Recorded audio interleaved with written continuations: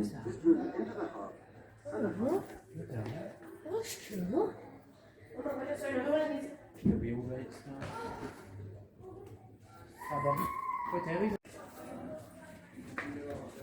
I've just come up, there's an upper level as well here, and this is going to have all the push bikes, all bikes and that, so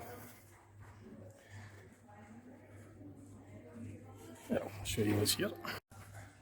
I used to own one of them, by the way. It was the Rally Chopper. Got that from I think it was my 10th birthday in 1985, July 85. So I'm sure it was my 10th birthday, or it might have been the Christmas 84, just before my 10th birthday. I was always wanting one of them. My cousin had one. I had a Tomahawk, which was the smaller version of that, but it didn't have any gears. And I was always wanting a bike with the gears, it's like the gears on an automatic car. I was fascinated, brilliant. So I eventually got one I think it was my 10th birthday actually, back in 1985, Rally Chopper. And the red bit, the red handle bit. Yeah, it looks very, very similar to that one.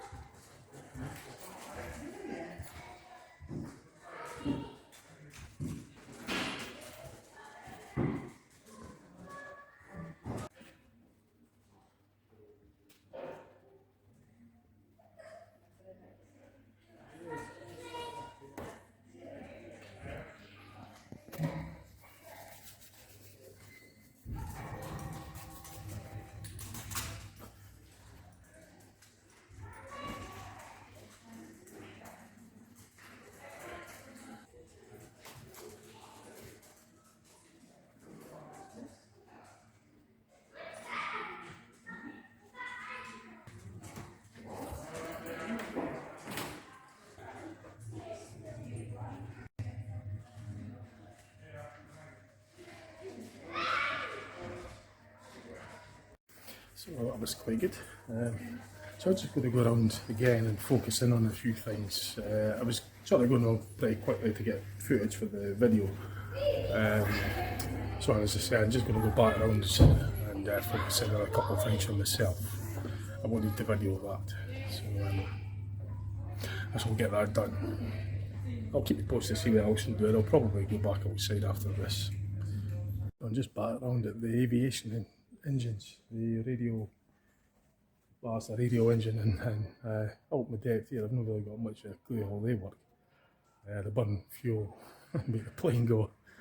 So obviously there's a lot to it. Like, it's not jet engine, like it's a radio engine, kerosene. I think it's paraffin or something. I think that's what kerosene is a sort of grade of paraffin. Although this will be, I think, petrol there. That's like your piston engine.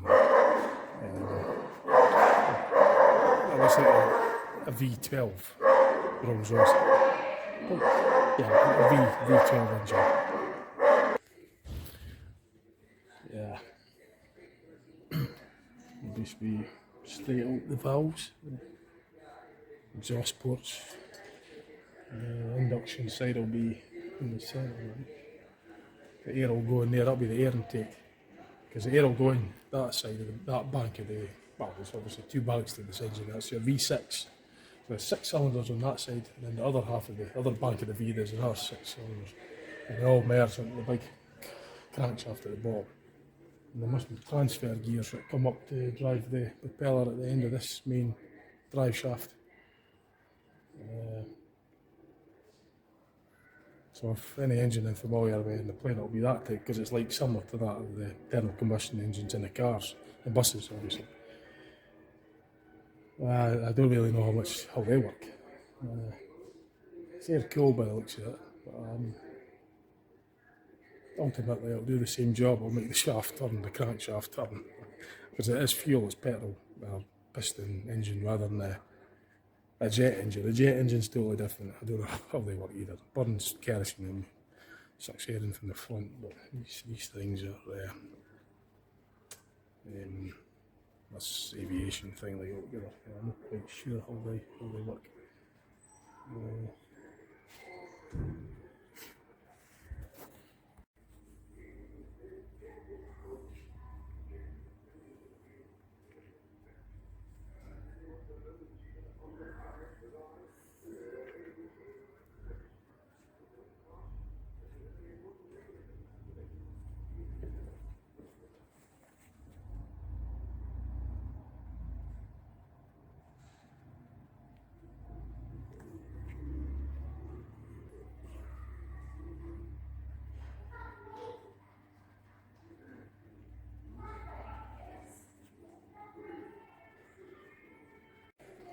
Quite fascinating design.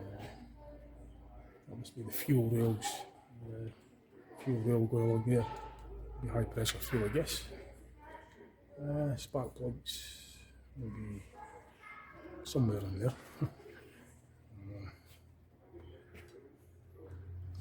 Amazing, fascinating stuff.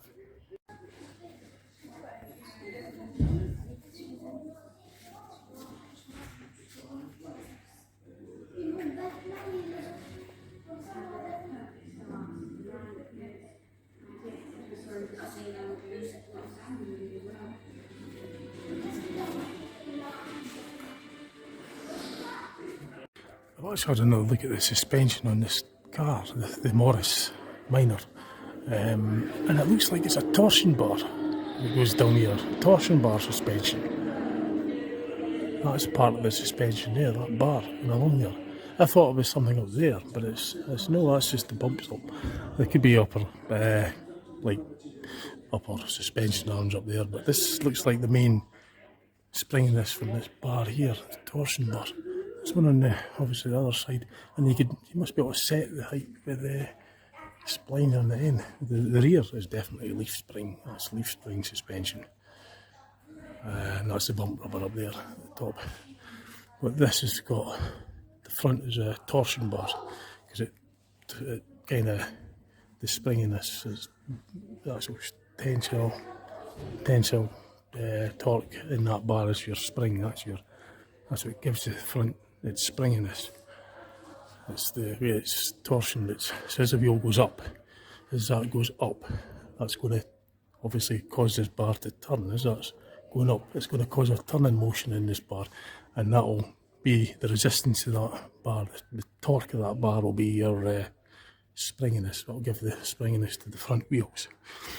And being the loans, so as the lower suspension arm goes up, it's going to obviously cause, you would see it a lot easier if it was animated, but that would turn, as that goes up, that'll turn, and as it's turning against the stiffness of this bar, this torsion bar. And of course my arm's getting sore. That's what gives you the suspension. That's the tie bar, I think, front tie bar. And that's steering components, and that's upper kingpin.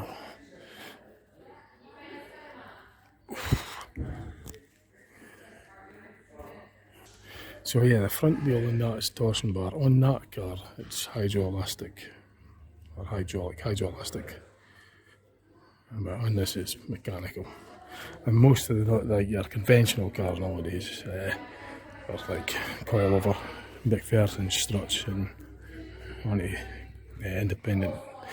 independent rear suspension, front suspension. There's a whole variety of things, but a lot of them are coilover strut McPherson struts.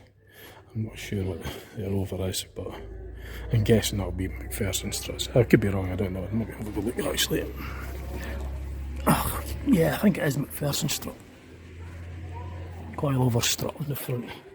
The rear, I'm going to guess, will be the same. It looked like it was quite heavy duty, that. I can't really see what the rear is. It's maybe further in the axle. Yeah, I'm not very sure full suspension setup on the SDU. I'd have to look on it, but it looks like a front McPherson struts. I'm going to go back to the other chassis also in the Tesla. Have a look at that. I won't need to film that because I've already logged it in, but I'm going to have another closer look for myself.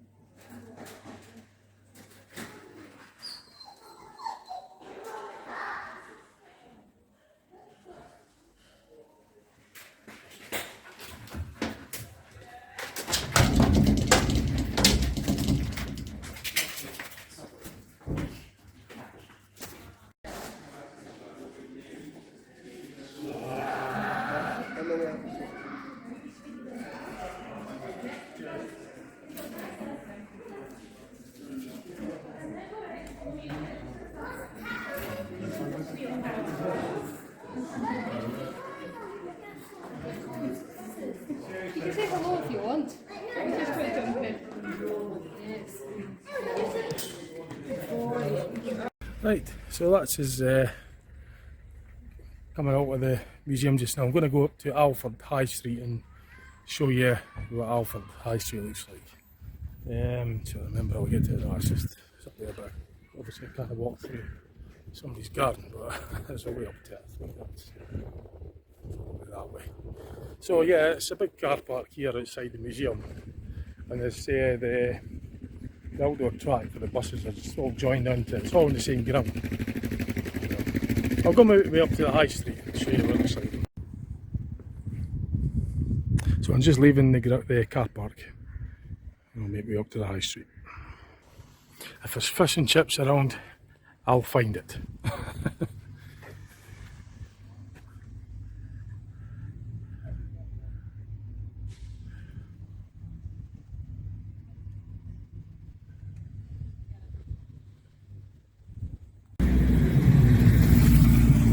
So this is the main street that goes through Alford.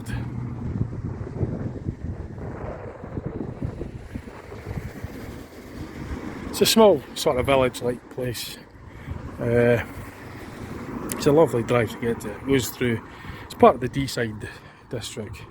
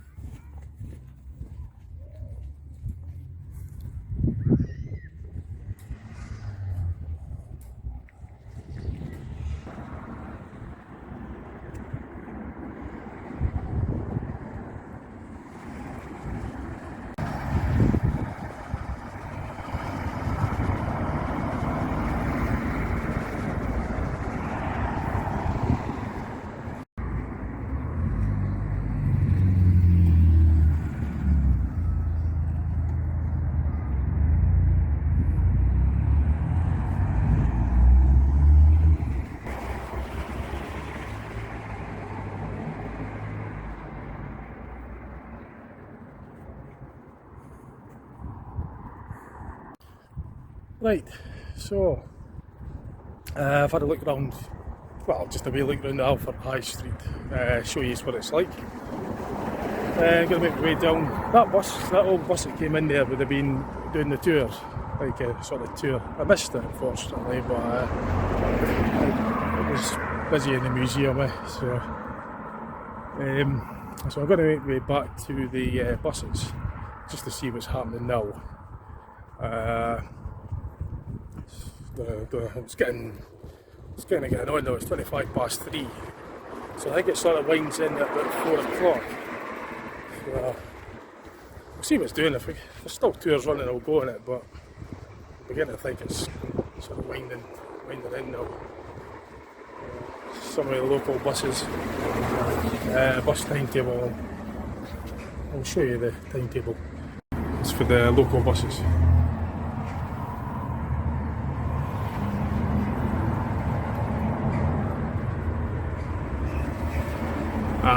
So it's August 21, so I don't know if that's still really in date or not. You know, everything's going digital now, so I don't know just how reliable these things are. There isn't any real time. Oh, wait a minute, what's this here? Well, this might be. So I don't know if it's. I don't know if it's any use to it or no, but I've thinking it in anyway, so. If we want to get a bus up here. I thought I'd just log that. See, everything's done. Everything's online now anyway, so it's just a go check it out. I thought I'd just log that in case. But yeah, I'm going to get down back into the museum. So I'll keep you posted. I'm not sure what's happening now, but I'll keep you posted.